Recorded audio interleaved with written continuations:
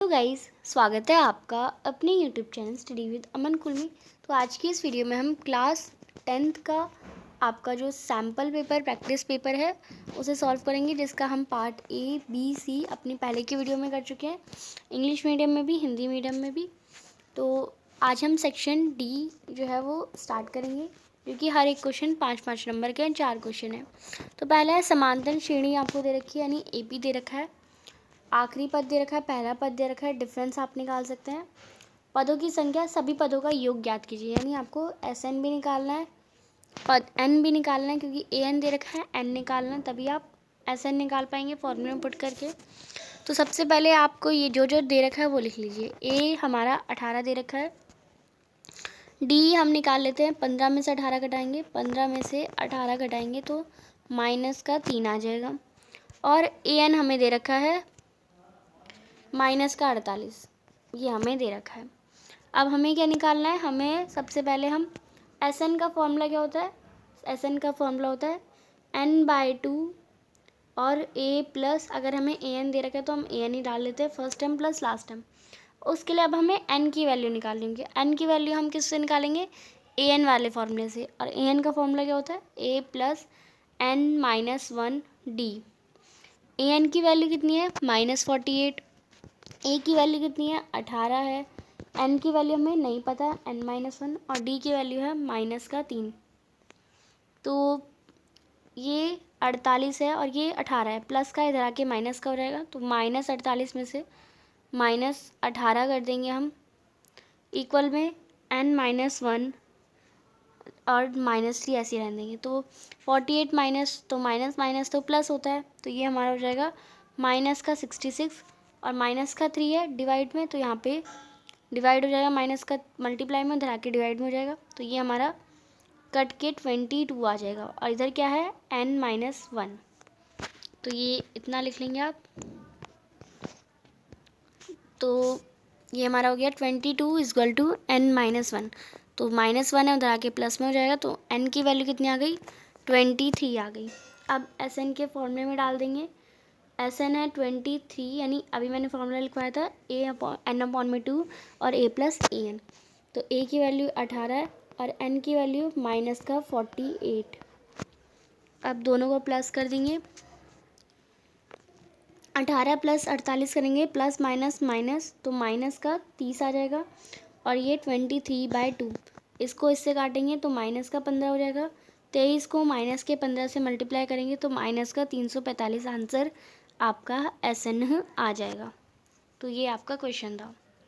Next है मूल अनुप्रयोगता, जो आपकी प्रमेय का कथन लिखे और सिद्ध कीजिए। तो ये पूरी जो बेसिक प्रोपोर्शनैलिटी थ्योरम है वो आपको जो 6 चैप्टर आप स्टार्ट करते हैं तभी आपको आपकी टीचर ने लिखाई होगी, वही आपको लिखनी है, पूरा आपको ये सेम वैसे ही कर देना है। नेक्स्ट यहाँ पे हम क्वेश्चन करते हैं जो आपकी बुक में नहीं है और जो आपको सॉल्यूशन चाहिए जिनके। अब यहाँ पे सिद्ध कीजिए, ये 4 बिंदु हैं, एक आयत ABCD के शीर्ष हैं, यानी एक आयत क्या होता है, जिसकी अपोजिट साइड जो होती हैं वो इक्वल होती हैं और डायगनल जो होते हैं वो इक्वल होते हैं।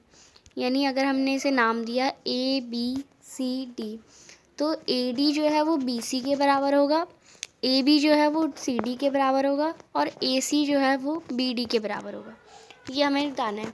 यानी AB इक्वल है CD के, AD इक्वल है BC के और AC इक्वल होना चाहिए BD के। ये दोनों क्या है, साइड्स हैं, और ये यानी ये, और ये इसका डायगनल है, ये डायगनल। अब A के पॉइंट्स हमें दे रखे हैं 0, -1, B के पॉइंट्स हमें दे रखा है -2, 3, C के पॉइंट्स दे रखे हैं 6, 7 और D के पॉइंट दे रखे हैं 8, 3। अब आपको क्या करना है, डिस्टेंस फार्मूला लगाना है। सबसे पहले AB और CD में, A और B में डिस्टेंस फार्मूला लगाएंगे, कितना डिस्टेंस आएगा, और C और D में डिस्टेंस फार्मूला लगाएंगे। दोनों अगर इक्वल आ गए फिर दूसरा चेक करेंगे, AD और BC में डिस्टेंस फार्मूला लगाएंगे, फिर दोनों चेक करेंगे इक्वल आना चाहिए। फिर हमारा AC और BD में डिस्टेंस फार्मूला लगाएंगे, फिर दोनों चेक करेंगे इक्वल। और सभी ऐसे AB इक्वल आ जाएगा CD के, AD इक्वल आ जाएगा BC के और AC इक्वल आ जाएगा BD के। तब आप कह सकते हैं ये एक रेक्टेंगल है। यही आपको करना है इस क्वेश्चन में। तो डिस्टेंस फॉर्मूला ही लगाना है सिंपल सा, तो वो मैं आप पे छोड़ रही हूँ। नेक्स्ट अथवा का क्वेश्चन है, इन बिंदु a -1, y और b 5, 7 और केंद्र आपको दे रखा है, यानी केंद्र आपको दे रखा है ओ पॉइंट दे रखा है, और ये बिंदु आपको दे रखे हैं 2, -3y। ए के पॉइंट्स आपको दे रखे हैं 5, -1, y और बी के पॉइंट्स आपको दे रखे हैं 5, 7। आपको ए ओ यानी ये ए हो और ये बी ओ इक्वल दिखाना है, जो कि हमने, और वाई का मान ज्ञात करना है, जो कि हमने एमसीक्यू क्वेश्चन में भी करा था। तो वही मैं यहाँ सॉल्व कर लेती हूँ। डायग्राम आपको जैसा मैंने बनाया वैसे ही बनाना है। ए ओ हमें बी ओ की इक्वल करना है। ए के पॉइंट्स है -1, y और बी के पॉइंट्स है हमारे 5, 7 और ओ के पॉइंट्स है 2, -3। तो ए और ओ में लगाते हैं सबसे पहले -1, -1 -x2 यानी -1 -2 का होल स्क्वायर प्लस में y -3y, तो y -3y का होल स्क्वायर इक्वल। अब हमें बी ओ में लगाना है, तो ऐसी ये 5 -2 का होल स्क्वायर, 7 -3y का होल स्क्वायर, 5 -2 का होल स्क्वायर प्लस में 7 -3y का होल स्क्वायर। तो 1 माइनस प्लस हो जाता है, तो -3 का होल स्क्वायर आ जाएगा इधर। फिर प्लस में y माइनस है, तो y +3y का होल स्क्वायर। नेक्स्ट इक्वल में 5 -2 तो 3 आ जाएगा, 3 का होल स्क्वायर प्लस में 7 माइनस है, तो 7 +3y का होल स्क्वायर आ जाएगा।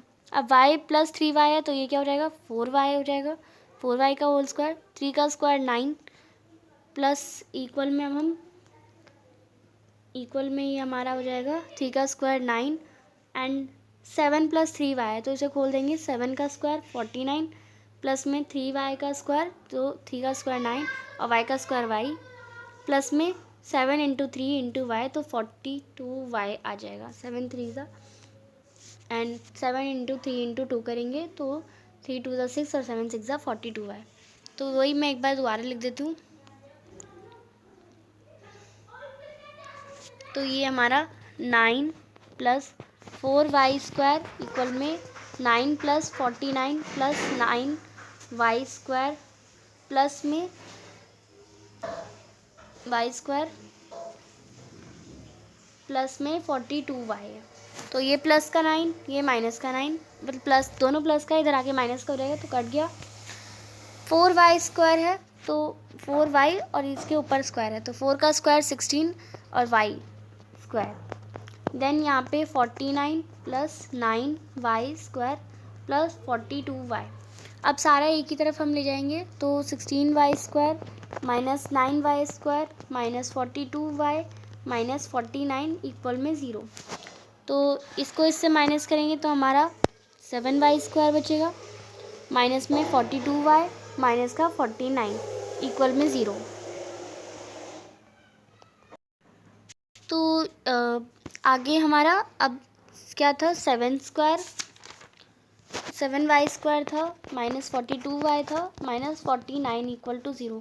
पूरी इक्वेशन को 7 से डिवाइड कर देंगे, तो हमारा आ जाएगा y² - 6y - 7 इक्वल में 0। अब कुछ ऐसा नंबर लेना है, प्लस माइनस करने पे -7 आए, मल्टीप्लाई करने में -7 आए और प्लस माइनस करने पे -6 आए। तो 7 और +1 ही ले लिए थे हमने, -7 प्लस का 1, तो प्लस मल्टीप्लाई करने पे तो -7 ही आएगा और प्लस माइनस करने पे -6 आएगा। तो जब मैंने बता रखा था फर्स्ट वीडियो में ही कि अगर y² है, अगर इसके आगे कोई भी कोफिशिएंट नहीं है, तो जो आप नंबर लेते हैं उन्हीं के अपोजिट साइन लग जाते हैं। तो y = 7 और y = -1। आगे आप इसे सॉल्व करके भी देख सकते हैं, मिडिल टर्म स्प्लिटिंग से यही दो वैल्यू आएगी y की। तो हमने ए ओ जो ऐसा ही रखा था, -1y और -1 ये हम y की वैल्यू डायरेक्ट रख रहे हैं, y माइनस का 3y, यही था।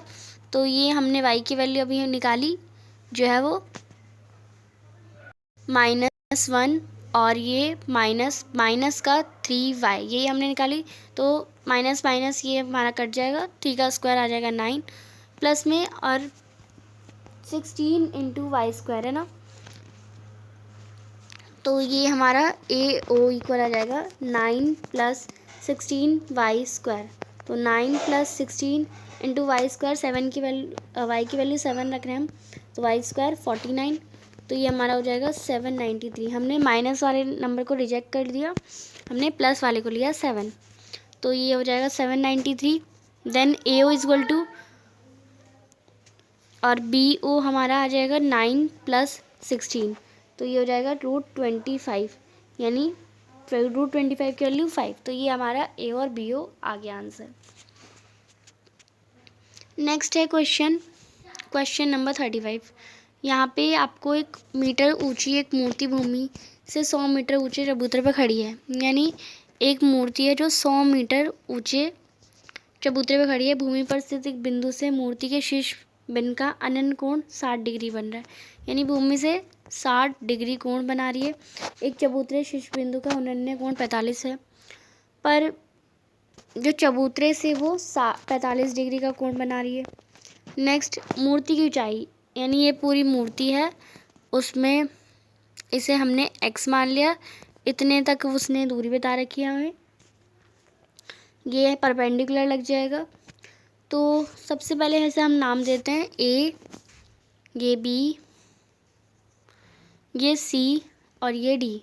तो ट्राइंगल बी सी डी में, यानी बी सी डी छोटे वाले ट्राइंगल में हम देखें, ट्राइंगल बी सी डी में जो 1045 लग रहा है, क्योंकि ये परपेंडिकुलर है, ये बेस है, 1045 लगाएंगे हम।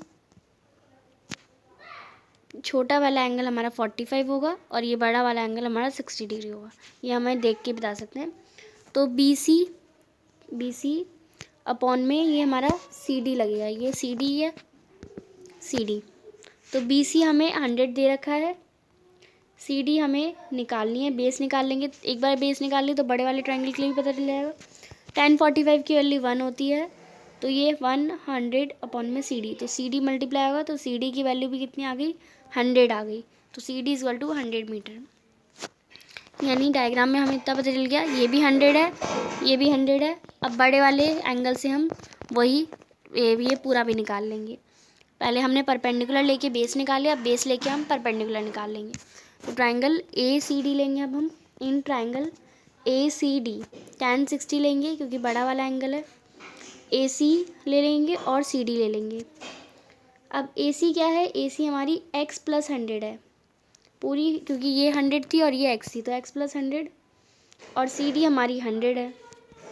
और 1060 की वैल्यू होती है √3, तो √3 100 से मल्टीप्लाई करेंगे तो √300, या हम कह सकते हैं 100√3 इक्वल में x प्लस 100 हो जाएगा। तो x माइनस करेंगे, 100√3 में से 100 माइनस करेंगे तो क्या आ जाएगा हमारा 100, और √3 कॉमन ले लेंगे, √3 - 1, 100 कॉमन ले लिए, √3 - 1, तो 100 √3 - 1 की वैल्यू रख देंगे हम। √3 की वैल्यू क्या होती है 1.732 - 1, और मल्टीप्लाई में 100 है, तो 1.732 - 1 करेंगे तो 0.732 बच जाएगा, और 100 से मल्टीप्लाई कर देंगे तो 73.200 मीटर, या हम कह सकते हैं 73.2 मीटर जो है वो आपका आंसर आ जाएगा। नेक्स्ट अथवा का क्वेश्चन है, एक 100 मीटर चौड़ी एक सड़क के दोनों किनारों पर समान ऊंचाई वाले 2 खंभे, ये 2 खंभे, एक को नाम हमने x से दिया। 2 खंभे आमने सामने स्थित हैं, सड़क के बीच स्थित एक बिंदु के दोनों खंभे की शिखर अनन्य कोण 30 डिग्री और 60 डिग्री, डिग्री भी बता रखी है 30 और 60। खंभों की ऊंचाई बिंदु के खंभों से दूरी ज्ञात कीजिए। आप देखिए समान ऊंचाई है, यानी ये भी x है, इसे भी हम x मान लेते हैं, और ये हमें 100 मीटर दे रखा है, ये हमने इसका दूरी बतानी है, इसको हमने y मान लिया, और इस दूरी को हमने 100 - y, टोटल तो 100 है तो 100 - y मान लिया। इसे a b, ये c, और ये d, और ये e मान लिया। अब हमें पता है बी डी टोटल कितना है, बी डी टोटल हमारा 100 मीटर है। और बी सी यानी इतना सा वाई है, बी सी को हमने वाई मान रखा है। और डी सी, ये डी सी इतना हमारा 100 माइनस वाई है। और ए बी और ए जो डी ई है वो हमारा एक्स वैल्यू हमने डाल रखी है। तो अब हम डायरेक्ट लगाते हैं formula in triangle A B C. A B C कौन सा ट्राइंगल होगा? ये वाला ट्राइंगल। ए बी सी में हम क्या लगा रहे हैं? tan 30 लगा रहे हैं। तो tan 30 क्या होता है? परपेंडिकुलर अपॉन में बेस। परपेंडिकुलर एक्स था, बेस वाई था, एक्स अपॉन में वाई। ये हमारी tan 30 की वैल्यू क्या होती है? 1/√3 इक्वल में एक्स अपॉन में वाई। वाई मल्टीप्लाई में हो जाएगा तो क्या हो जाएगा? ये 1/√3 इंटू वाई इक्वल में एक्स। ये हमने एक इक्वेशन मान ली। अब ट्राइंगल सी डी ई यानी सी डी ई ये वाला ट्राइंगल देखेंगे जिसमें हम tan 60 लग रहा है इक्वल में एक्स। परपेंडिकुलर तो एक्स था और बेस था 100 minus Y. 100 minus Y, tan 60 की वैल्यू होती है √3। 100 माइनस वाई मल्टीप्लाई में हो जाएगा 100 माइनस वाई इक्वल में एक्स। अब एक्स की वैल्यू हमने, क्योंकि हमारे दोनों खंभे समान है तो एक्स की वैल्यू इक्वेट कर सकते हैं। ये एक्स की वैल्यू और वो एक्स की वैल्यू दोनों को हम इक्वेट कर देते हैं। तो इक्वेटिंग आप लिख सकते हैं। तो √3 100 माइनस वाई हमारा जो वाई मल्टीप्लाई में था ना 1/√3 इंटू वाई, तो वाई √3 के इक्वल रख दिया। तो आप देख सकते हैं √3 इधर जाके मल्टीप्लाई में हो जाएगा, क्योंकि ये साथ में हम डायरेक्ट इसे काट नहीं सकते, इक्वेट कर रहे हैं। तो √3 इंटू √3 और ये 100 माइनस वाई इक्वल में वाई। √3 इंटू √3 करेंगे तो 3 आता है और ये 100 माइनस वाई इक्वल में वाई। तो 100 को 3 से मल्टीप्लाई करेंगे 300 माइनस का वाई, 3 को माइनस वाई से मल्टीप्लाई करेंगे तो 3y माइनस का इक्वल में y। तो माइनस का 3y इधर आके प्लस में हो जाएगा। 300 equal to y plus minus 3y, y plus 3y, तो ये हमारा 4y हो जाएगा। इसको इससे डिवाइड करेंगे 300 को 4 से, तो y की वैल्यू 75 मीटर आपका आंसर हो जाएगा। तो ये आपका जो है आगे हमारी, अब हमें x की वैल्यू बतानी है। तो x की वैल्यू हमारी वही थी, हमने y अपॉन में √3 रखी थी इक्वेशन के अकॉर्डिंग। तो y की वैल्यू 75 और ये √3। अब √3 का भी डिनोमिनेटर में नहीं होता तो हम इसे रेशनलाइज भी कर देंगे। रेशनलाइज कर देंगे तो आपको एक नंबर और एक्स्ट्रा मिल जाएगा। तो 75 √3 और √3 इंटू √3 करेंगे तो 3 आ जाता है। फिर 3 को 75 से डिवाइड करेंगे तो 25 √3 जो है वो x की वैल्यू आ जाएगी। तो हमें क्या निकालना था? बी सी पूरा ये हमारा बी सी वाई था जो कि 75 मीटर आ गया, और जो डी सी था वो 25 मीटर आ जाएगा। दोनों मिला के 100 हमारा आंसर हो जाएगा। तो ये आपका आंसर है। नेक्स्ट जो आपकी सेक्शन है वो अपनी नेक्स्ट वीडियो में करेंगे। चैनल को अभी तक सब्सक्राइब नहीं किया तो प्लीज़ सब्सक्राइब ज़रूर करें। वीडियो अच्छी लगी तो इसे लाइक करिए और दोस्तों के साथ शेयर ज़रूर करिए। Thanks for watching. Bye bye guys.